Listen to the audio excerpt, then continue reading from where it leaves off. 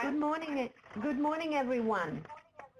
On behalf of the CASN Research and Scholarship Committee, I'm happy to welcome all of you to the October session of the 2016-2017 Lunch and Learn series. I'm sure many of us are familiar with the concept of the Lunch and Learn, where faculty members come together during their lunch hour to share with one another projects they are working on, and to dialogue and discuss methodology, successes, and challenges they encountered in their work. This webinar series is intended to serve as an inspiration and a networking opportunity for participants while recreating the collegial feel of the Lunch and Learn.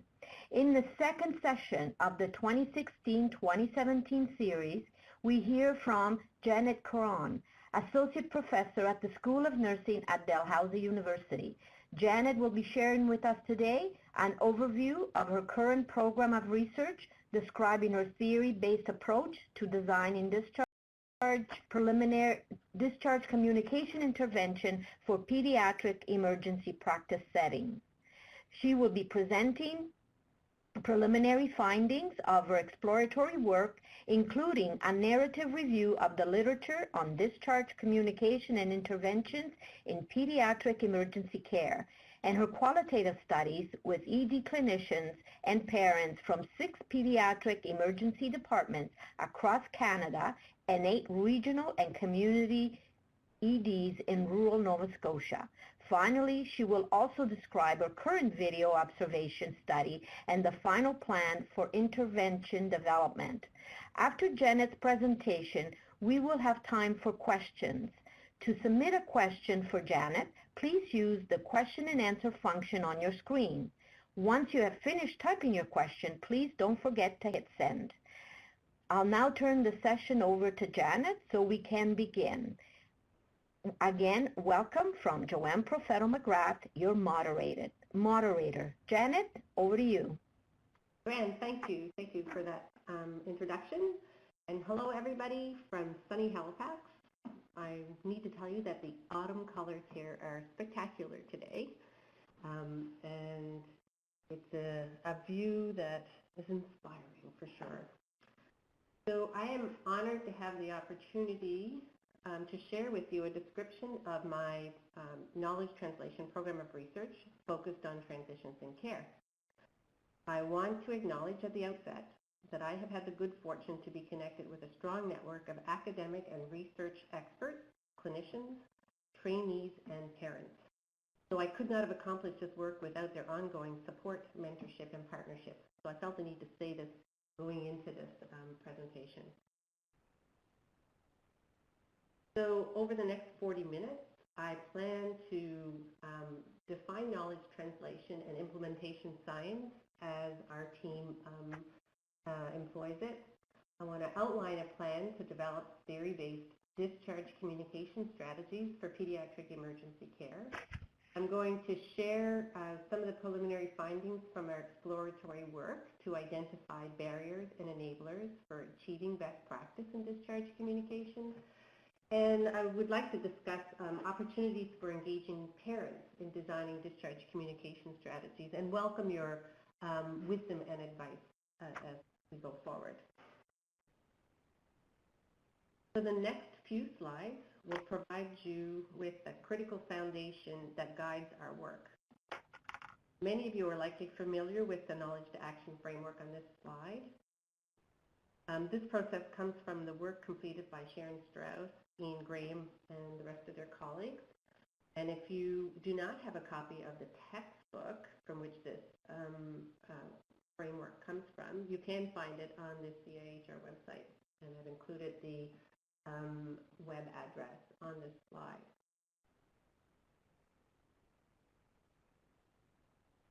The term knowledge translation has its roots in Canada and has been used interchangeably with a number of terms, including implementation science.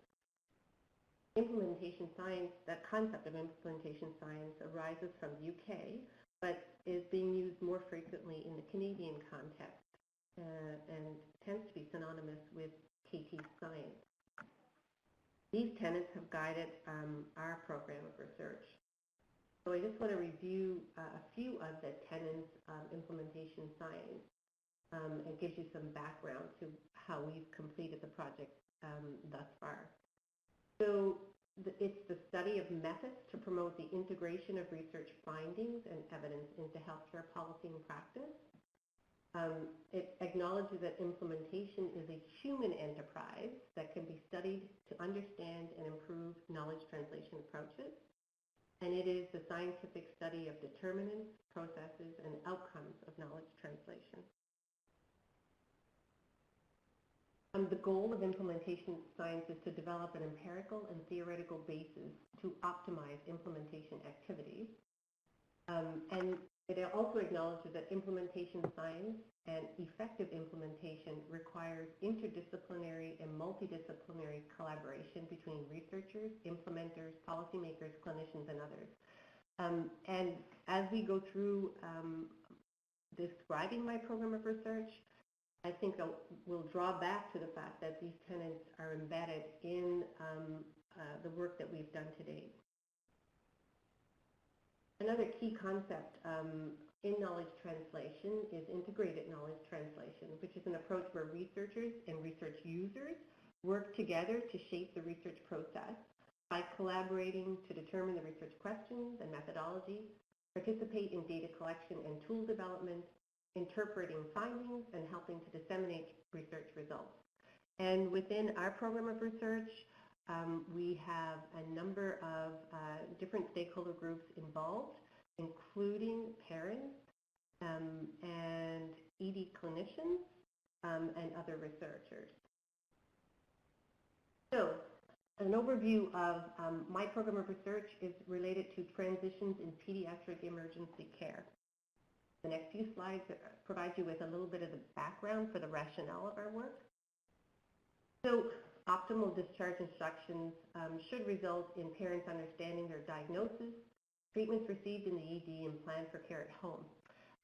Generally, when one describes discharge instructions or thinks about discharge instructions, most often we think about an event or an activity or a task that occurs just before the patients leave the emergency department. But in the context of our work, we appreciate discharge instructions and discharging communication to be threaded throughout, and it occurs the moment the patient enters into the emergency department and sits with the triage nurse. Over 85% of patients are discharged home from the ED, so this describes the importance of a focus on discharge communication, given the high volume of patients that are discharged home. However, the emergency department, as we all know, is characterized by frequent workflow interruptions. So this makes this activity challenging. Most of the research literature is focused on discharge communication in an adult context, and our team is particularly interested in a pediatric context. Chart audit and patient recall studies at this point suggest that discharge communication is less than optimal in practice, and it also indicates that there's wide variation in practice across EDs and across different patient presentations. Another interesting point is that understanding of discharge instructions is very rarely assessed in practice. So this implies that parents or patients are very rarely asked about whether or not they understand the information that's been given to them. And patients are not always aware that they do not understand discharge instructions.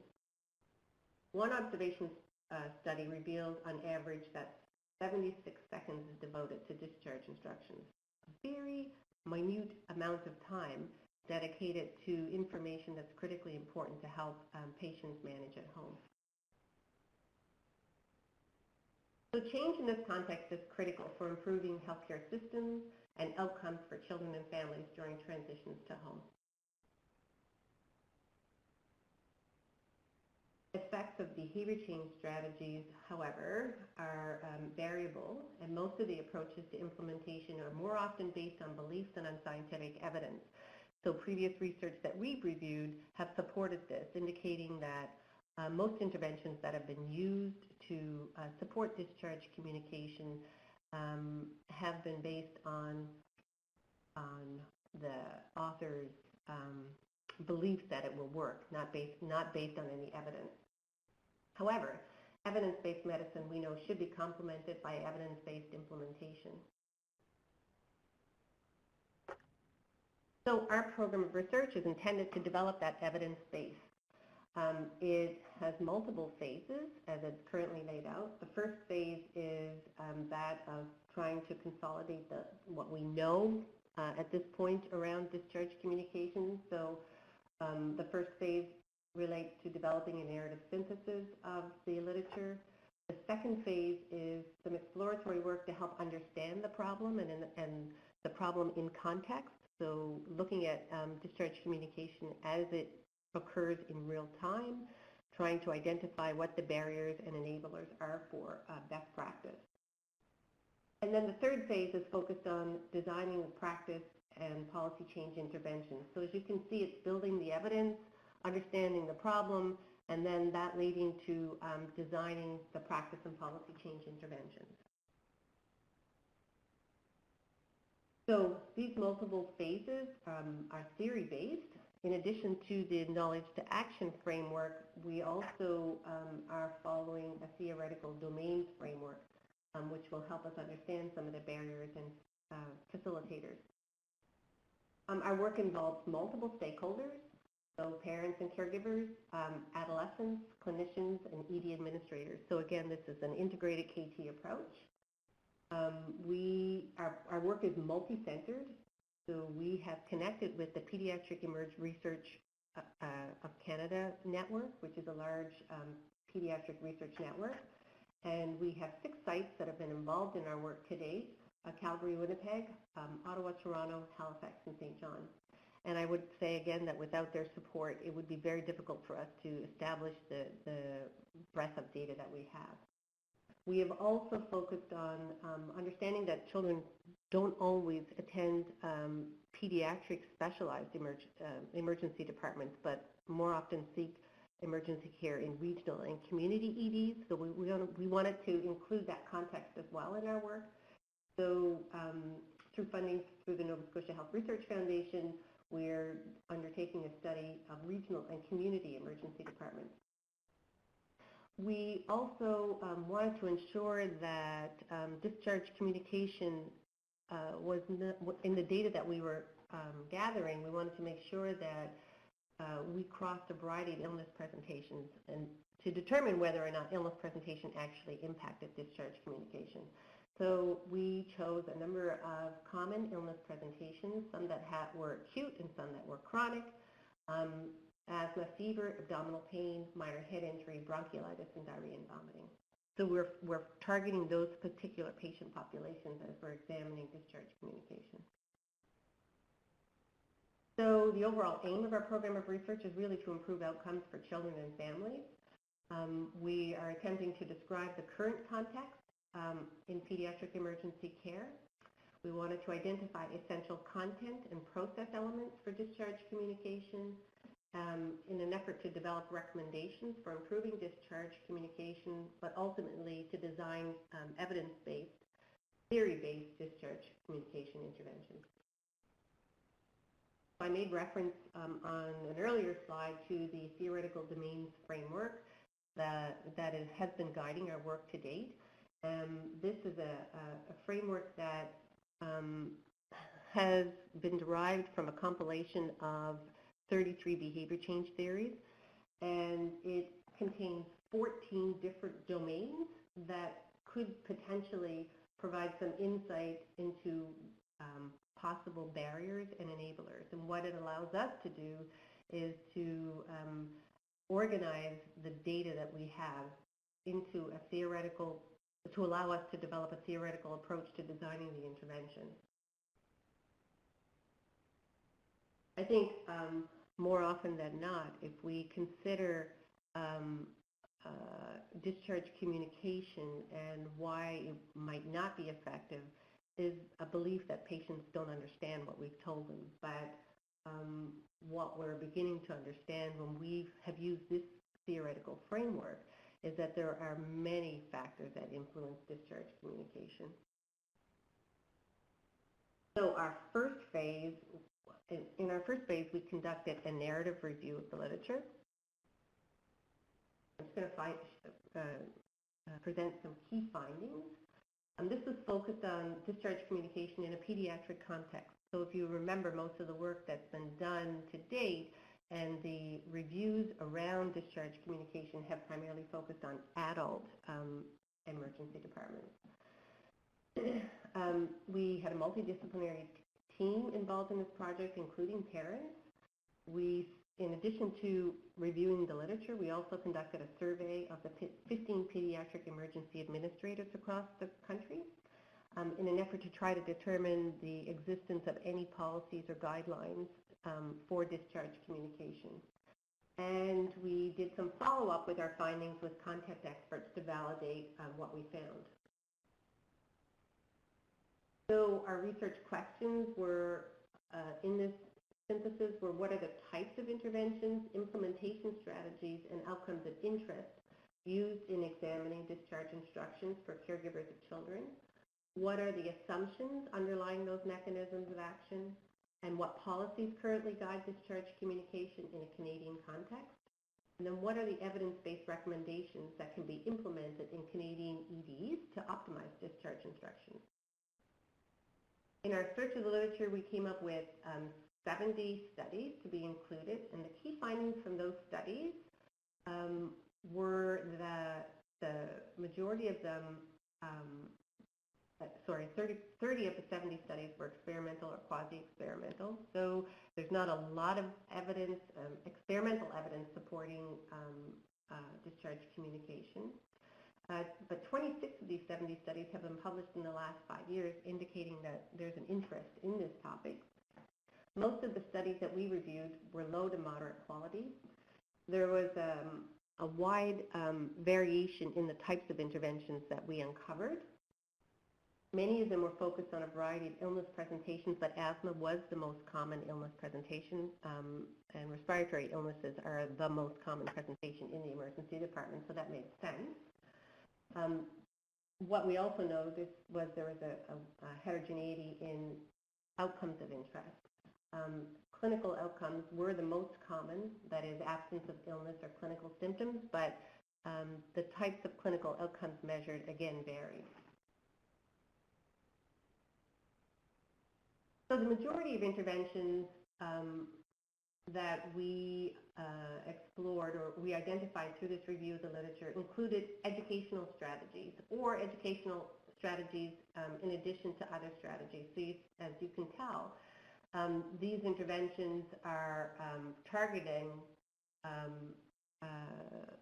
trying to increase the knowledge of the parent. Most of the interventions were delivered by clinicians.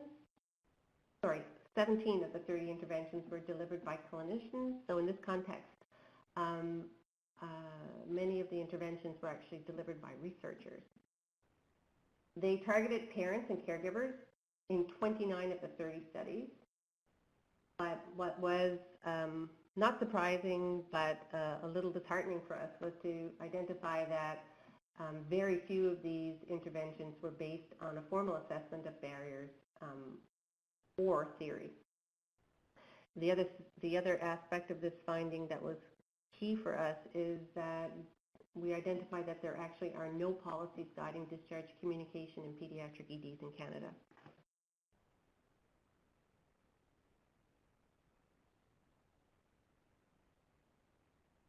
So we moved on to the second phase of our work, which is a series of exploratory studies to understand the problem of discharge communication in a pediatric ED.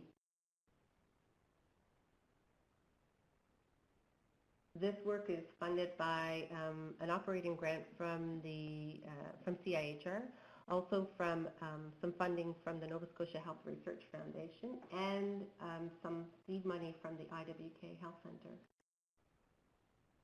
So study one of this phase was our attempt to define the essential content for discharge communication. We used a Delphi approach, and we established a preliminary list of content through a review of the literature.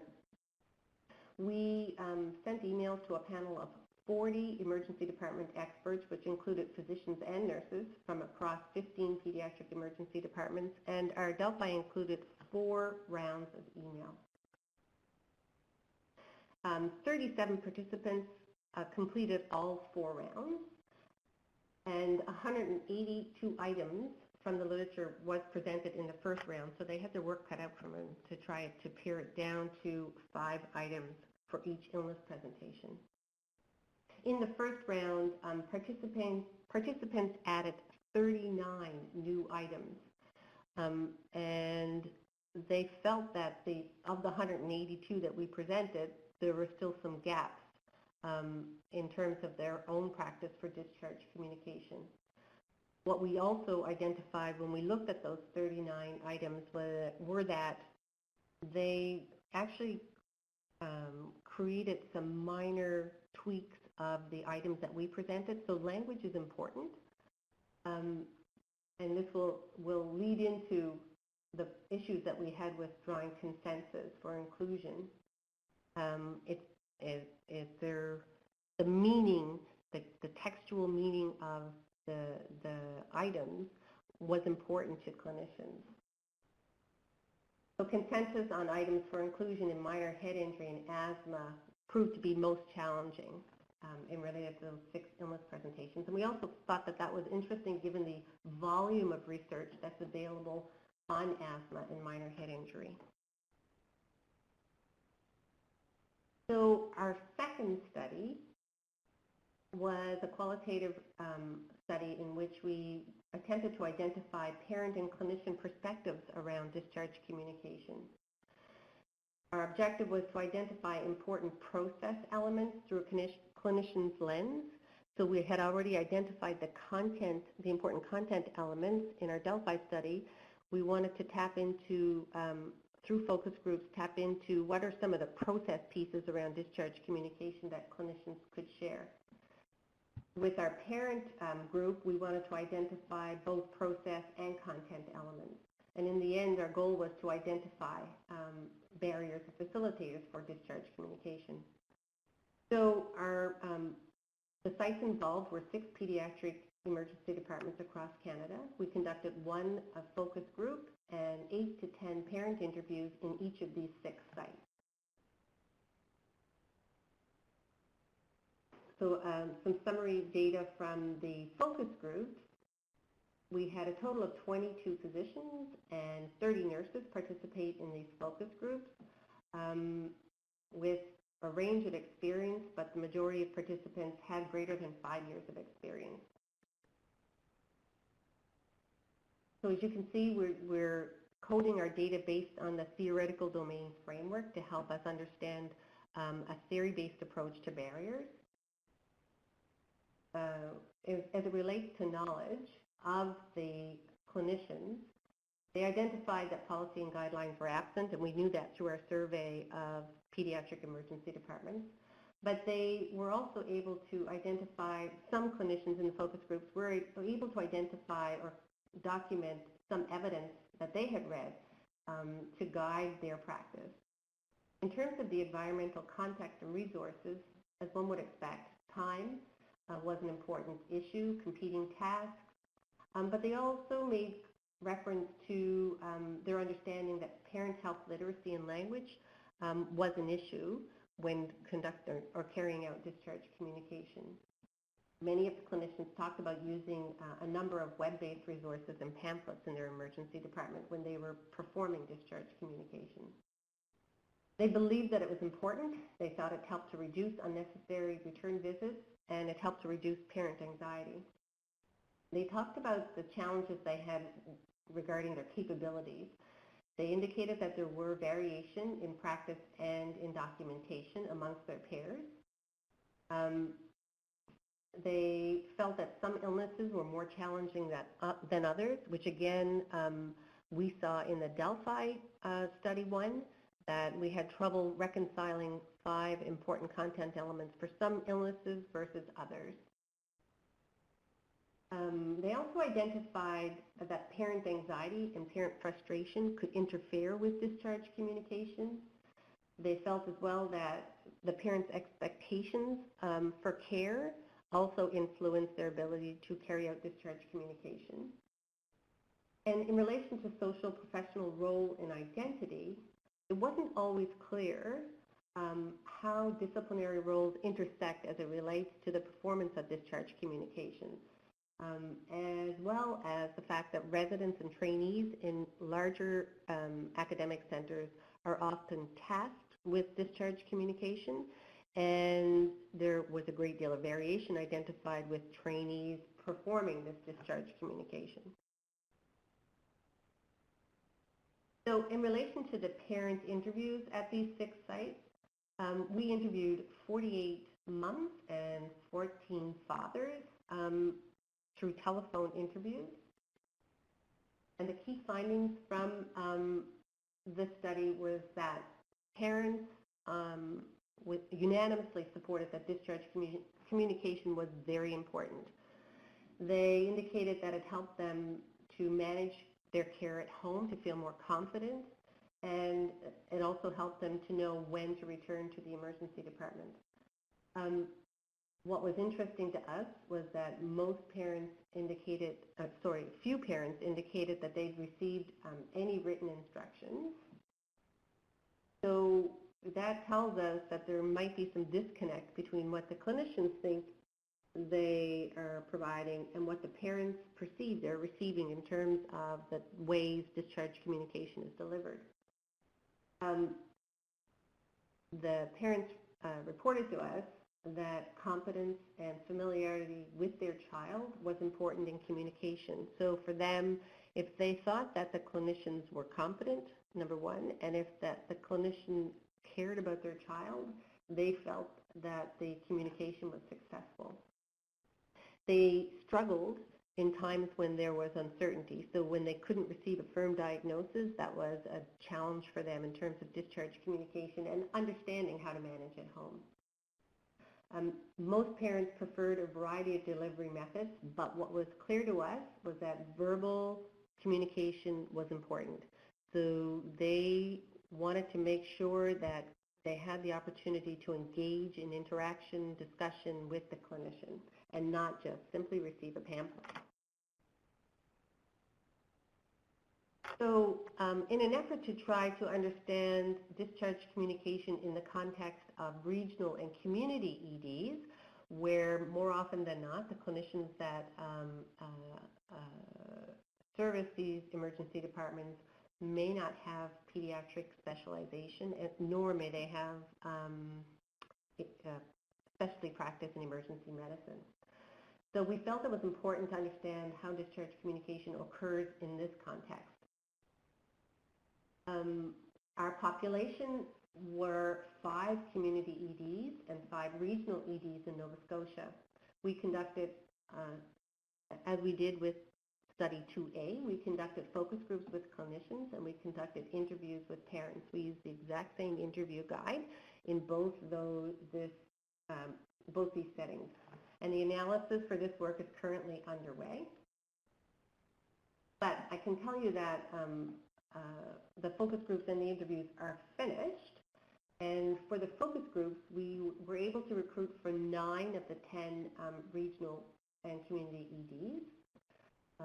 The focus groups included 38 nurses and 16 physicians. Regarding the caregiver interviews, we completed 65 caregiver interviews, 60 of which were from female caregivers and 5 were male caregivers.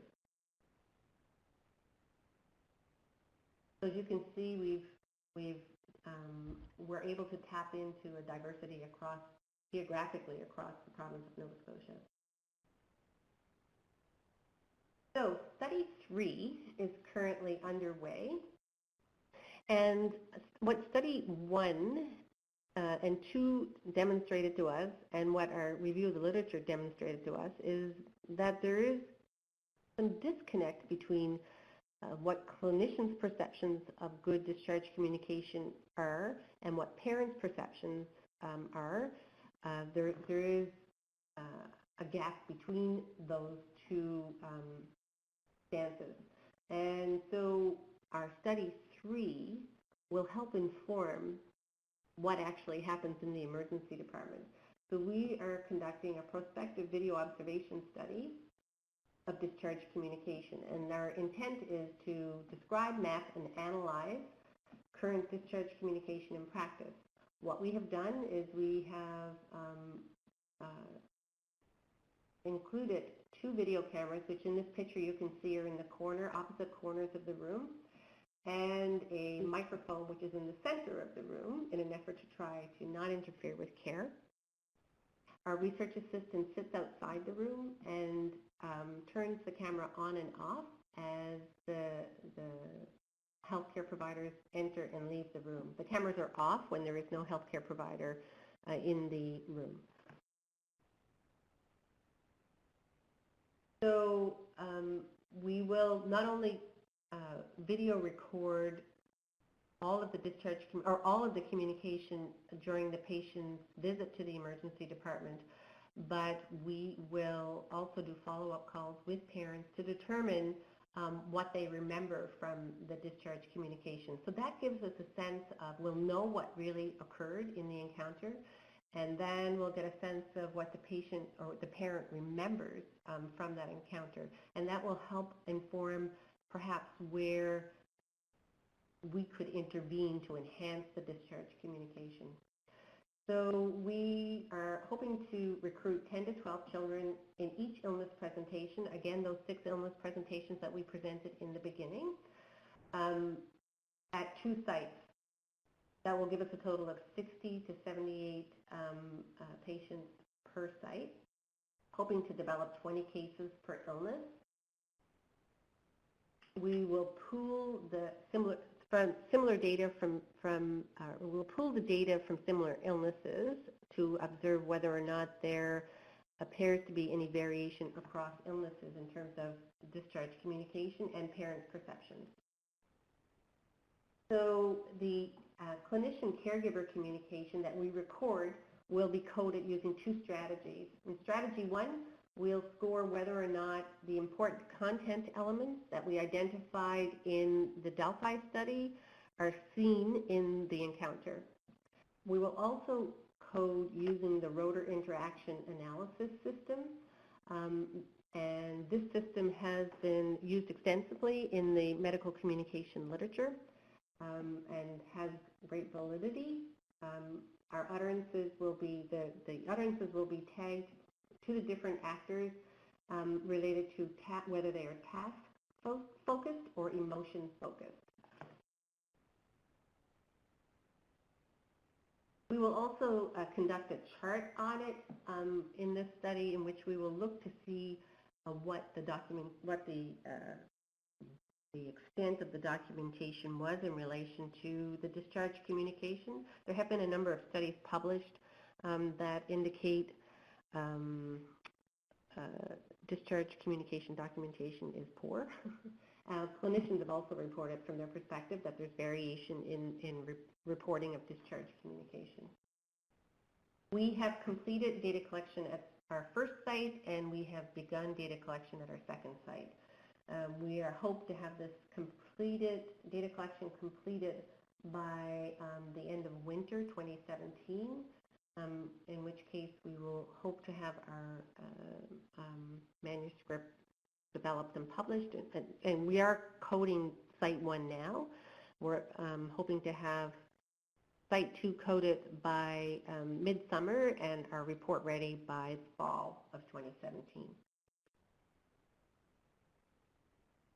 So this Phase 2 collection of studies should result in a rich description of current practice in Canadian pediatric emergency departments, and also give us a sense of what happens in regional and community EDs. It will help us identify the barriers and facilitators for discharge communication across 6 illness presentations, and it will allow us to hopefully develop recommendations for improving the delivery of discharge communication. So Phase 3 will be the development to design discharge communication interventions. So our Phase 3 work is being planned now. We are completing a scoping review plus an environmental scan to identify different models and strategies for including parents in designing interventions. So as you might recall, we reported that the majority of studies that we reviewed in the literature did not include parents in designing the discharge communication interventions. Our parent interviews indicated that they were interested and had something valuable to contribute in terms of intervention design. So we believe that not simply gathering data from parents to inform, but actually having them at the table and being part of the design team was critically important. I recently published scoping review by Shen et al., which was published in August of 2016, was looking at how and why we should engage parents as co-researchers in health research. And this review supported the value of including parents in the research process. So we are planning to submit a grant to CIHR on this current project scheme this week.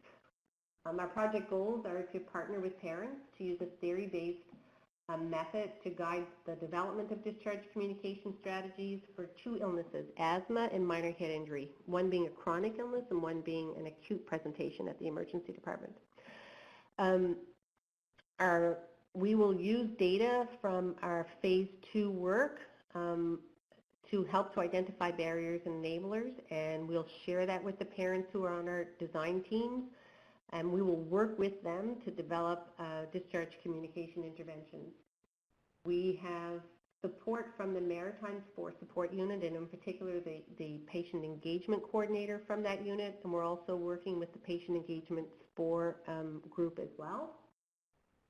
We have a collaboration with the Institute for Patient and Family-Centered Care, who are again very supportive of including parents in the research process, and the Canadian Patient Safety Institute is also a collaborator on this project. So our multi-phased approach to designing discharge communication has been guided by the theoretical foundations that we see in the knowledge to action framework, as well as the tenets of implementation science.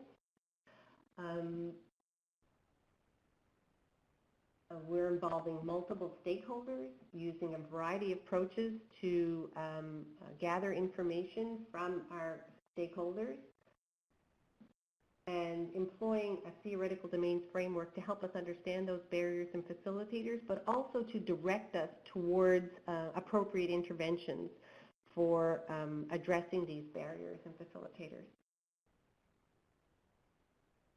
So the lessons we have learned to date are how critically important it has been for engaging different stakeholders in partnerships. However, I will admit that this takes a great deal of time. As you can imagine, engaging parents in team meetings with busy emerge clinicians and nurses and research academics can be challenging. And so we had to use a variety of different approaches to keep our folks connected.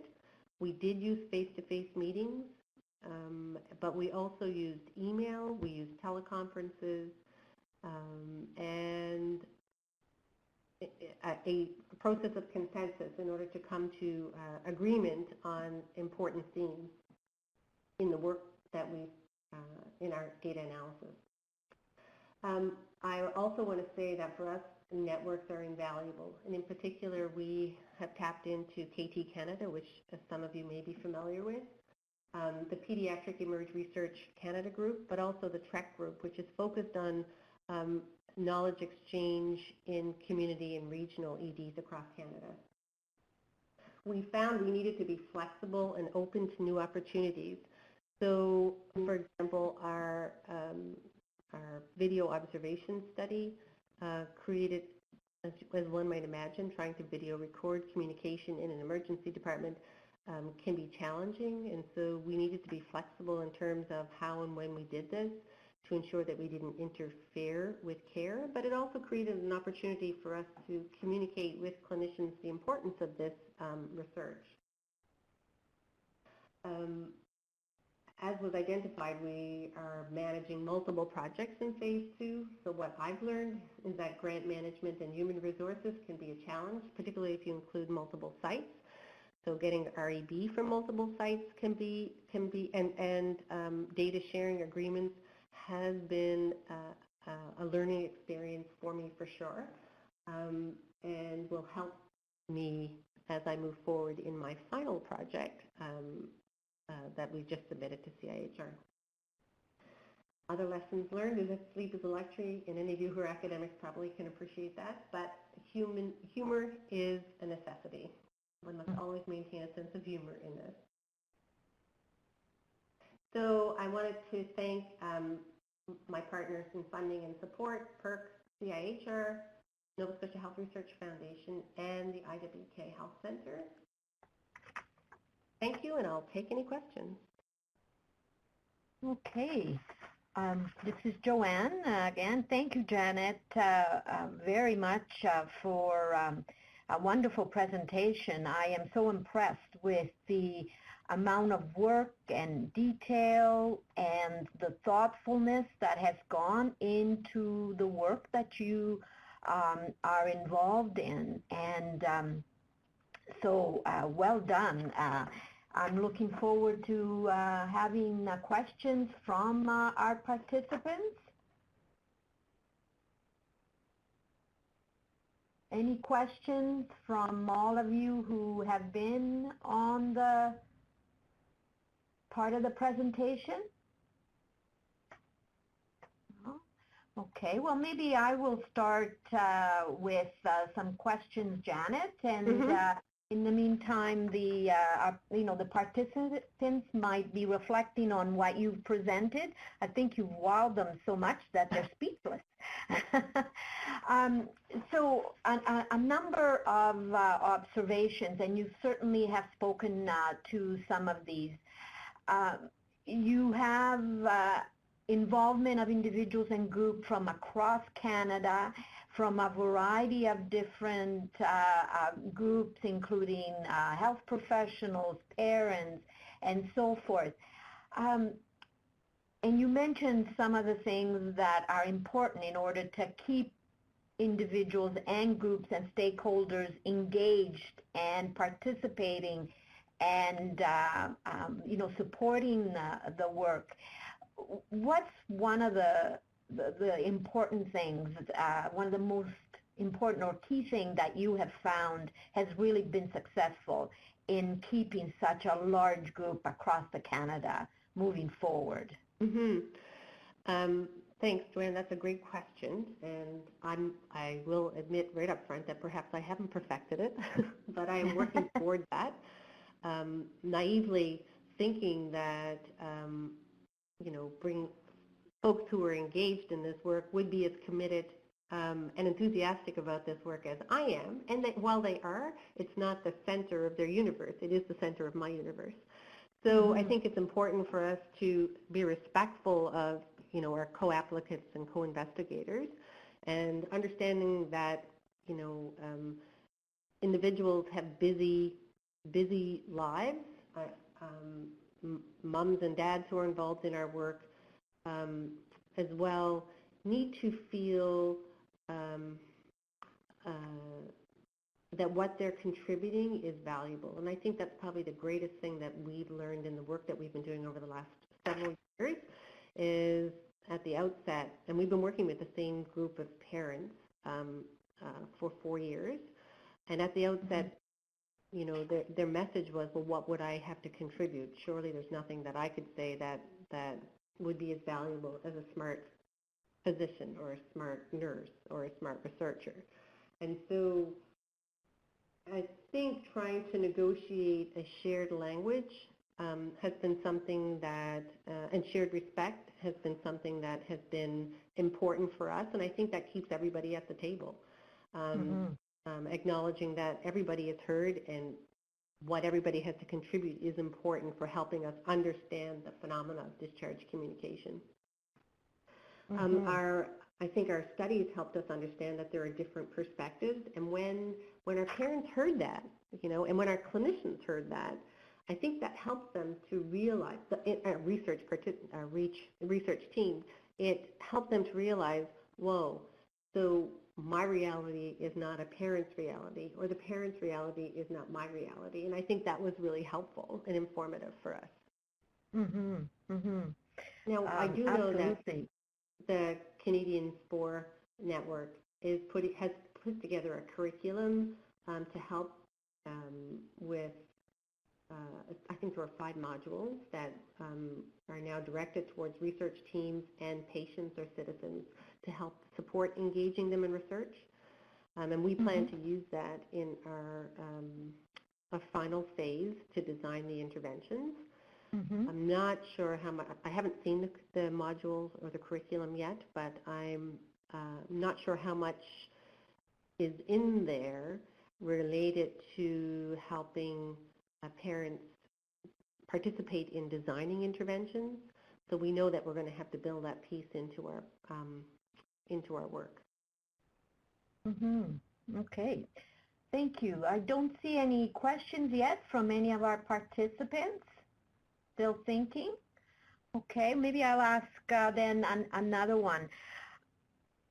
We strive as researchers, educators, practitioners, administrators to base the work that we do on the best available evidence. And certainly that has been a theme from what you've presented in terms of to support your work at the outset and continuously you look to what evidence is already out there, and as well you're creating evidence as you proceed with your research.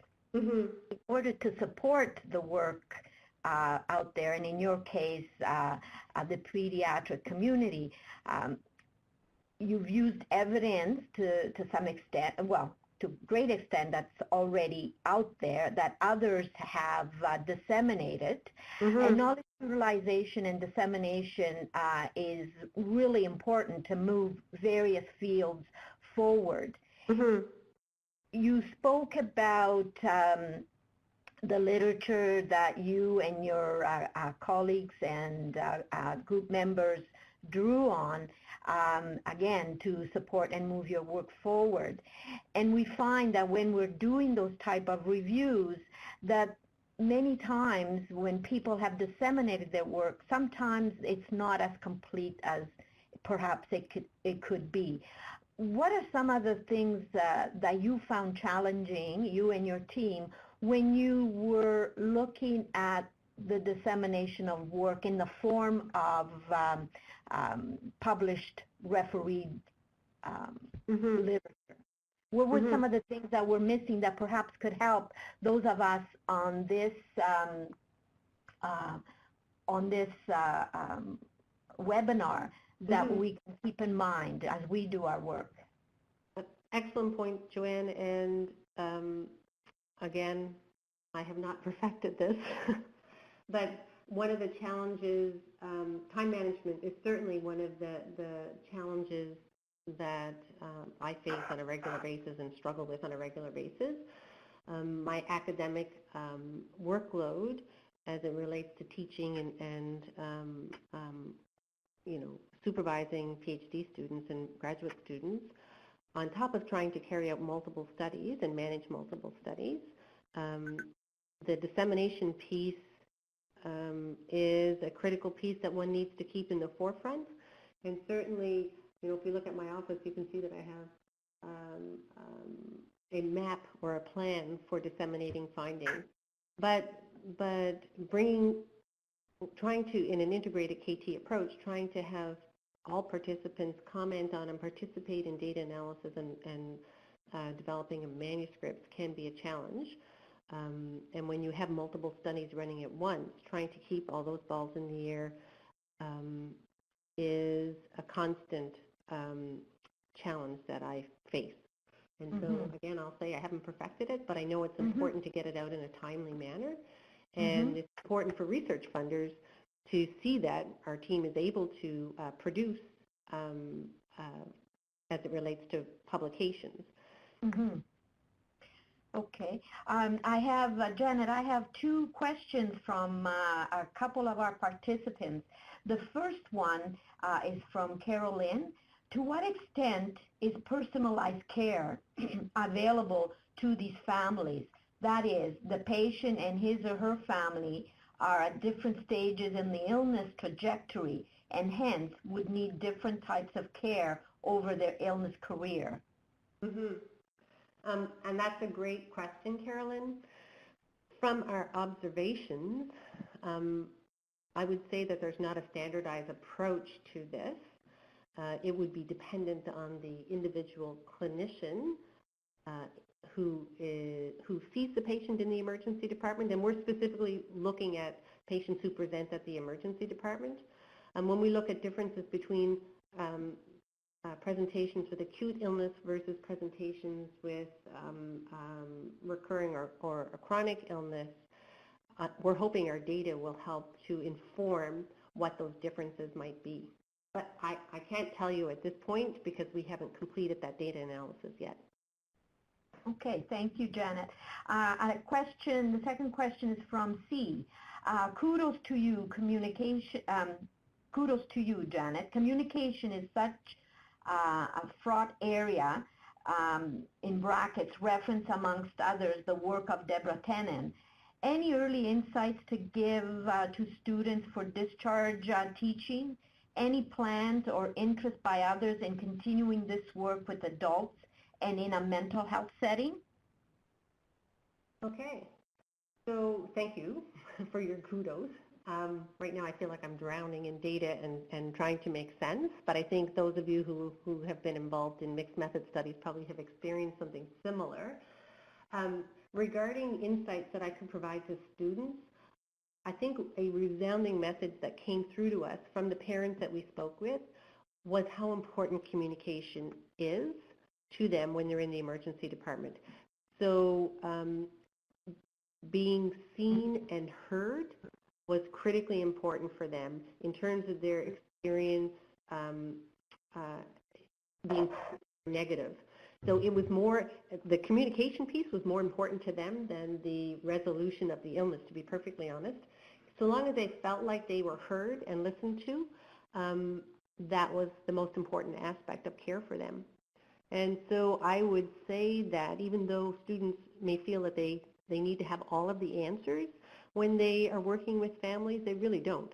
They need to listen, be good listeners, and good communicators with parents, and be honest to indicate that they may not know the answer to the question, that they can look it up, they can seek out other sources. I think that's the most important piece and the most important message. Okay, thank you. Well, with a few minutes left to the webinar, I'm going to bring this presentation to a close. First of all, Janet, thank you so much for your work, for your presentation, again, for all that you have done, and we look forward to the many outcomes of your work to inform this field and certainly to support the care of children and their family and in the settings that you're in. I want to thank everyone who participated today. I think at any given time we had up to 32 of you listening and following the presentation, so that's wonderful. Please note that when the meeting window closes, you will be sent a short evaluation survey regarding today's session. It should take no more than 5 minutes to complete, and your opinion is greatly valued in planning future sessions. Finally, the recording of this session will be made available on CASN's YouTube channel in the coming days. Please feel free to share the link within your networks. That's also part of that knowledge dissemination process. Thank you again, everyone, and CASN certainly hopes you will consider attending the next session on Monday, November the 28th. Thank you very much. And Janet, have a great day in sunny Nova Scotia, and all the best to everyone across the country. Thank you. Thank you. Bye for now. Bye-bye.